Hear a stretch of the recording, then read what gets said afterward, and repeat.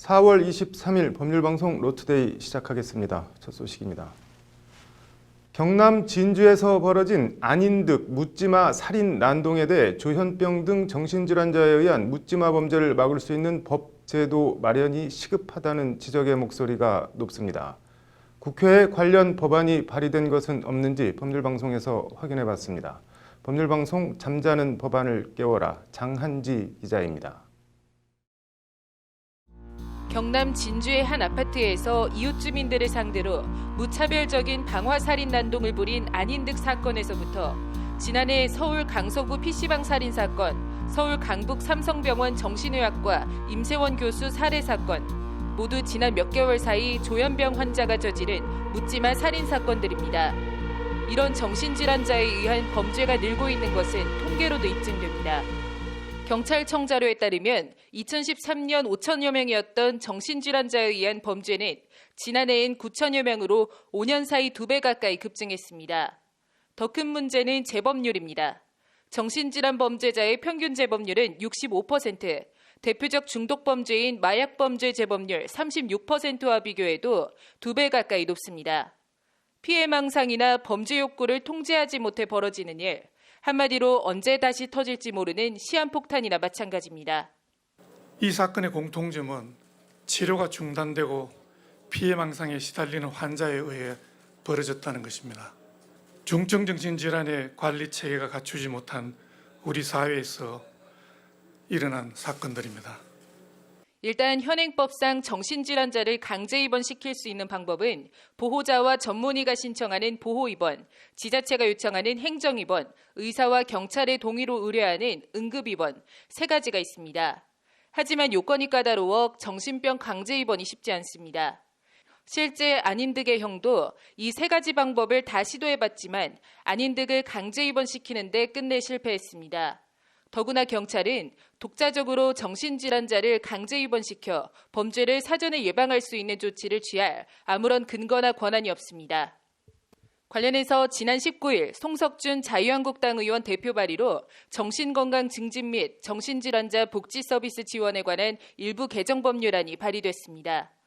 정신질환자로서 범죄 경력이 있거나 범죄 행위를 바로 의해 행위를 할 우려가 아주 심각하게 현존하는 그런 상황에 대해서 경찰이 와서도 제대로 조치를 할 수 없는 그런 좀 모순된 현상이 있었거든요. 이에 법안은 행정 입원의 경우 경찰도 입원이 가능하게 하고 응급 입원의 경우 입원 의뢰를 받은 경찰관이 즉시 출동해 위해 요소 및 위해 행위를 제재할 수 있도록 한다고 했습니다. 이와 함께 퇴원에도 위해 행위를 반복하고 위해 우려가 큰 경우 경찰이 주변 사람들에 대한 접근 제한 및 격리 조치를 취할 수 있게 한다는 내용도 담았습니다. 실제 의회가 현존하는 위험이 있는 상황에서 바로 경찰도 긴급 그런 어떤 조치를 할 수 있게끔 법적 근거를 좀 마련하는 거거든요. 그러면 바로 응급 그런 긴급 조치를 할 수 있게끔. 국회엔 또 윤일규 더불어민주당 의원 대표 발의로 지난 1월 같은 법 개정안이 발의돼 있습니다. 해당 개정안은 보호자나 의료진의 요청이 있을 경우 법원 심사를 통해 정신질환자에 대한 비자의 입원이 가능하도록 하는 내용이 핵심 골자입니다. 본인은 또 특히 반대하잖아요. 그렇지만은 본인이 판단하는 것은 정상적이지 않잖아요. 그러면은 사회 공공질서나 사회 생명을 보존하기 위하든지 또는 질서를 유지하는 것은 반드시 국가가 관여해야 되는 것이죠. 정신질환자에 대한 과도한 인권 침해가 될 수 있다는 반론에 대해선 적절한 치료가 최선의 인권 보호라는 주장이 훨씬 더 우세합니다. 의사가 입원시켜도요. 입원하고 있으면은 2차 진단 나와요. 열흘 안에 다른 의사가 찾아와서 네. 이 환자가 억울하게 강제 입원됐는지 안 됐는지까지 확인을 하고요. 다 2차, 3차에 대한 인권적인 문제는 다 병원 측에서는 조현병 등 정신질환자를 아무런 대책 없이 무방비로 방치하는 것은 환자 본인에게도 이웃에게도 사회에도 그 어떤 도움이 되지 않습니다.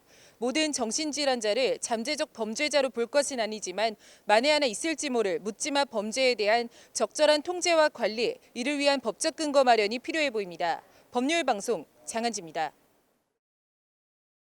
네, 이재명 경기지사를 여러 차례 종북 뭐 이런 표현을 써가면서 지칭한 변희재 씨에 대해 명예훼손이 성립하지 않는다는 취지의 대법원 판결이 오늘 나왔습니다. 남승환 변호사의 시사법률입니다.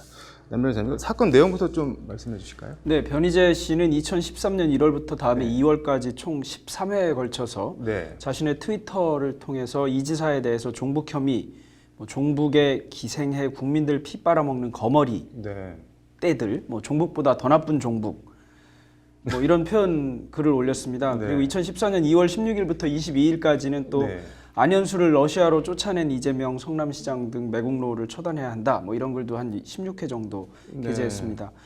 이재명 지금 경기도지사는 그 변 씨의 발언으로 인해서 사회적 평가, 본인에 대한 사회적 평가가 심각하게 훼손됐다, 침해당했다 이러면서 명예훼손으로 고소하고 1억 원을 청구하는 소송을 냈습니다. 1, 2심 판결이 어떻게 나왔나요? 네, 1심에서는 1, 2심 판결에서는 종북이라는 표현이 명예훼손에 해당한다고 판단했습니다. 남북이 대치하고 또 국가보안법이 시행되는 현실에서 북한을 무비판적으로 추종한다. 이런 종북으로 지목될 경우에 범죄를 저지른 반사회 세력으로 몰린다. 그리고 사회적 명성도 떨어지고 평판도 크게 손상될 것이다. 이게 이제 1, 2심 취지이고요. 그러면서 이제 종북이라는 표현이 우리나라 현실에서 갖는 부정적인 치명적 이미지 이런 거에 비춰보면 단순한 수사적 과장은 아니다. 이렇게 얘기해서 400만 원을 배상하라고 판결했습니다. 금액은 상당히 적지요. 오늘 대법원 판결은 근데 1, 2심하고 다르게 나온 거죠? 네, 오늘 대법원 판결은 명예훼손에 해당하지 않는다고 한 것입니다. 그래서 400만 원을 배상하라고 한 원심 판결을 깨고 사건을 서울고법으로 돌려보냈는데요. 종북이라는 말이 포함되어 있다 하더라도 공인인 이 지사의 정치적 이념에 대한 의견 표명, 의혹 제기에 불과하다. 그래서 이건 불법 행위가 되지 않거나 위법하지 않다고 봄이 상당하다 이런 것인데요. 정치적 표현의 불법성 여부에 있어서 명예훼손과 모욕을 구별해야 된다. 표현의 자유를 넓게 보장할 필요가 있다. 공론장에 나선 공적 인물은 비판을 감수하기도 해야 된다. 이런 표현을 강조했습니다. 의견이랑 사실적시를 근데 어떻게 구분을 하나요, 실제에서는? 네, 사실이냐 아니냐 이런 거 구별하기가 사실 굉장히 어렵기는 합니다. 지난해 10월 31일경에 이정희 전 통합진보당 대표 부부가 자신들을 주사파로 지칭한 변 씨를 상대로 명예훼손 소송을 했었는데요. 이 경우에도 명예훼손이 아니라는 전원합의체 판결이 나오기는 했습니다. 이때도 이게 사실이냐 아니냐를 따졌는데 사실 설명하기는 상당히 까다롭기는 합니다만 의견과 사실을 구별해야 된다고 저희는 맨날 얘기는 합니다. 이걸 만약에 그러니까 본인이 느끼기에 명예훼손이나 모욕이다라고 하면 어떻게 대처를 할 수가 있나요, 그런데? 일단 본인은 명예훼손이나 모욕으로 본인이 느낀다고 하면 그 경우 명예훼손보다는 모욕일 가능성이 상당히 높습니다. 명예훼손이나 모욕으로 형사고소를 해봐야 되고요. 명예훼손으로만 고소하지 말고 모욕에도 해당할 수 있다는 점도 열어둬야 됩니다. 물론 수사기관은 명예훼손으로 고소됐다 하더라도 모욕에 해당하면 모욕으로 처벌해야 합니다. 아무튼 표현의 자유가 어디까지 허용되는지 이건 정말 영원한 숙제인 것 같네요. 잘 들었습니다. 다음 소식입니다. 2016년 말 기준 하루 115개의 프랜차이즈 음식업 가맹점이 새로 생기고 66곳은 사업을 접는다고 합니다. 2곳 중 하나는 뛰어들었다가 망한다는 계산인데요.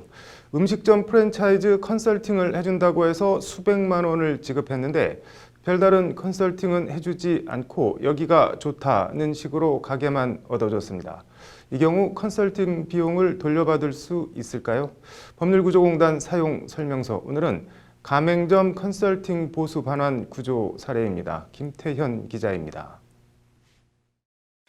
A씨는 지난 2016년 7월 유명 돈가스 상호를 보유한 한 업체와 부동산 임차자문 컨설팅 계약을 체결하고 컨설팅 보수로 700만 원을 지급했습니다.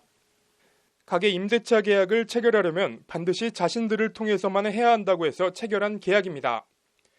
그리고 업체 측은 서울 강남구 한 빌딩 지하 1층 푸드코트에 6.33평짜리 가게를 얻어줬습니다. 가맹점에서 특별한 컨설팅을 받은 게 없다고 생각한 탁씨는 업체 측이 부당한 이득을 취한다고 생각해 법률구조공단을 찾아가 도움을 요청했습니다. 상대방은 임대차 계약의 체결을 보조하는 등의 업무를 수행한 것 외에 특별히 자문해 준 것이 없어 가맹점이 부당하게 이득을 취한다고 생각해서 공단은 재판에서 가맹점 측이 제공한 용역은 컨설팅이 아니라 부동산 중개행위에 불과하다고 주장했습니다. 공인중개사 자격 없는 중개행위는 공인중개사법 위반으로 무효인 만큼 보수 전액을 돌려줘야 한다는 것이 공단의 논리였습니다. 공단은 이와 함께 부동산 중개행위가 아닌 컨설팅 행위라 하더라도 수행한 업무에 비해 보수가 과도하다며 적정 수준으로 감액해야 한다는 취지도 함께 주장했습니다. 1심 법원은 그러나 이 건 컨설팅 계약의 실질이 중개행위라고 보기 어렵고 보수도 거하지 않다며 원고 전부 패소로 판결했습니다. 이에 공단은 항소했고 항소심에선 중개행위 여부를 다투는 대신 보수가 과하다는 점을 집중 부각했습니다. 회사 측에서는 단순히 간단한 조언만 하고 전문성이 필요하지 않고 주변 상권 등에 관한 간단한 자료만을 제공한 것일 뿐이라서 700만 원을 지급한 게 과다하다라고 주장하는 겁니다. 항소심 재판부는 공단 주장을 받아들여 애초 받은 700만 원의 절반인 350만 원 및 이에 대한 지연 손해금을 지급하라고 원고 일부 승소로 판결했습니다. 의뢰인이 6.33평에 불과한 좁은 공간에서 개업할 수 있었던 것이나 푸드코트의 테이블을 공동으로 사용할 수 있게 된 것이 컨설팅의 산물로 보기는 어려운 점 등을 고려할 때 보수가 과다하다는 것이 항소심 판단입니다. 백화점 식당가 등을 중심으로 셀렉트 다이닝 기법이 적용된 푸드코트가 최근 몇 년간 유행하고 있는 바 그 조성 과정에서 부당하게 이득을 취하는 중간 업체들의 업태에 경종을 울릴 수 있는 판결이라고. 가맹점 측은 항소심 판결에 불복해 상고했지만 판결은 대법원에서 그대로 확정됐습니다. 상대적으로 약자인 가맹점주가 점포를 얻기 위해선 이런 식으로 가맹점과 부동산 컨설팅 계약을 체결해야 하는 것이 업계 관행처럼 돼 있습니다. 정당한 컨설팅 비용이 아닌 컨설팅을 빙자해 폭리를 취하는 잘못된 관행의 경우엔 이를 바로잡을 제도 개선이 필요해 보입니다. 법률방송 김태현입니다. 암 환자들의 요양병원 입원 치료비 보험금 지급 여부를 두고 환자단체와 보험사들이 지난한 힘겨루기를 벌이고 있다고 합니다. 이슈플러스 신세아 기자 나와 있습니다. 신 기자, 오늘 금감원 앞에서 암 환자들의 규탄 집회가 열렸다면서요? 네, 보험사에 대응하는 암환우 모임 회원들이 오늘 금감원 앞에서 이제 부당하게 지급하지 않고 있는 보험금을 달라라는 이제 집회를 한 건데요. 네. 이제 오늘이 처음은 아니고 2017년 11월부터 시작을 해서 오늘이 벌써 21번째 규탄 집회입니다. 네. 보험사들은 근데 어떤 명분으로 보험금 지급을 거부하고 있는 건가요? 앞서 잠깐 언급을 했는데 이 요양병원 입원 네. 치료가 이제 암에 대한 직접 치료가 아니라는 게 이제 보험사들이 내세우는 이유인데요. 네. 이제 쉽게 말해서 요양병원에 입원을 해 있으면은 어떤 식으로든 이제 도움이 되는 건 알겠다. 하지만 네. 이제 가령 암 환자가 등산하면 건강에 좋다고 해서 등산 비용까지 우리가 내줘야 되냐 뭐 이런 내용인데요. 네. 그래서 보험사는 이제 그러면 이제 요양병원 입원 치료가 필요하다라는 이제 뭐 대형 병원의 주치 소견서를 받아오거라 뭐 그러면 고려를 해보겠다. 라는 이제 얘기를 하고 있습니다. 네, 보험사들이 그렇게 나오면 암 환자들이 주치, 소견서 받아다 내면 되는 거 아닌가요? 근데 이게 말처럼 쉽지가 않은 문제인 것 같은데요. 네. 이 암환우 모임에 따르면 이제 약간 관행처럼 타 네. 의료기관 특히 이제 이런 요양병 같은 경우에는 뭐 치료에 직접적으로 필요한 의료 행위다라는 이 소견서를 잘 안 써준다고 합니다. 그래서 네. 보험사들이 이런 점을 알고서 이걸 좀 악용을 해갖고 이제 주치의 소견서를 가져와라라는 꼼수를 부리고 있다라는 게 이제 암환우 모임의 주장입니다. 네. 그럼 암환우 모임은 그러면 뭐를 근거로 보험사에 보험금을 달라고 요구하고 있는 건가요? 주치 소견서를 요구하는 것 자체가 보험사의 횡포이자 뭐 꼼수라는 게 이 암환우 모임의 주장인데요. 네. 이제 일단 이 생명보험 표준약관 보험금 지급 의무 조항을 보면 네. 보험회사는 피보험자에게 보험금 지급 사유가 발생한 때에는 보험 수익자에게 중도보험금, 또 만기보험금, 사망보험금, 장애보험금, 입원보험금 등의 약정한 보험금을 지급한다라고 입원보험금이 적시돼 있습니다. 네. 그래서 이 조항에 따라서 뭐 대학병원이든 동네병원이든 요양병원이든 이 입원 보험금을 주면은 되는데 네. 이제 엉뚱한 소리를 늘어놓으면서 이 보험금을 주지 않고 있다라는 게 이제 이 단체의 주장입니다. 네. 서두에 얘기했는데 직접 치료인지 아닌지 불명확해서 보험금을 줄 수 없다. 그럼 이건 어떻게 되는 얘기인가요?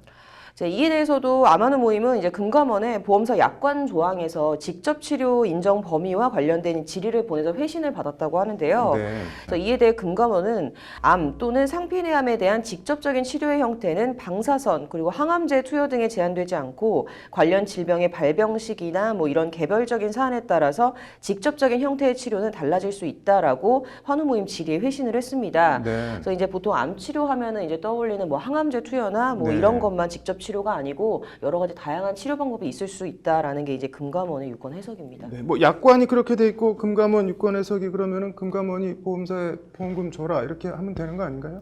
네, 금감원이 바로 그거를 안 하고 있다는 게 이제 아마누 모임의 질타인데요. 네. 이제 보험 계약을 체결한 환자가 국민들이 이제 개인적으로 소송을 해서만 보험금을 받아낼 수 있다면 이 약관이 왜 필요하고 또 금감원은 왜 필요하냐라는 게 이제 이 단체들의 성토인데요. 네. 이제 금감원과 거대 보험사들이 무슨 유착 관계가 있지 않으면 이럴 수는 이제 없다는 게 이 아마누 모임의 주장입니다. 네. 근데 오늘 아마누 모임이 이제 이 같은 시위를 금감원 앞에서 연 것도 이런 이유 때문인데요. 네. 이제 보험사들은 요지부동이고 뭐 나몰라라 하고 있으니까 보험사 위법 행위가 개선될 수 있도록 책임기관인 금감원이 좀 나서 달라, 이게 아마누 모임의 의견입니다. 뭐 아마누 모임 주장이 사실이라면 정말 억울할 것 같은데 이런 생활 적폐들은 꼭 근절이 됐으면 좋겠네요. 오늘 잘 들었습니다. 네, 이어서 법조계 소식 전해드리겠습니다.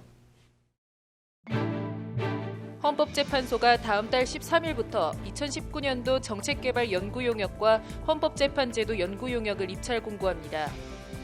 법제처가 오늘 중앙부처 법제업무 담당자 60여 명이 참석한 워크숍을 열어 부처 간 협력 방안 등을 논의했습니다.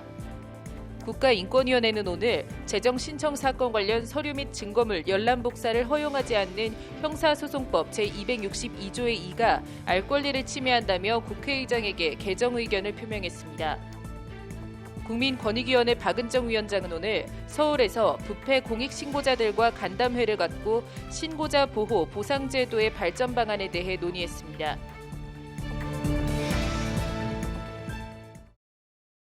(4월 23일) 법률방송 로투데이 마치겠습니다. 시청해 주셔서 감사합니다.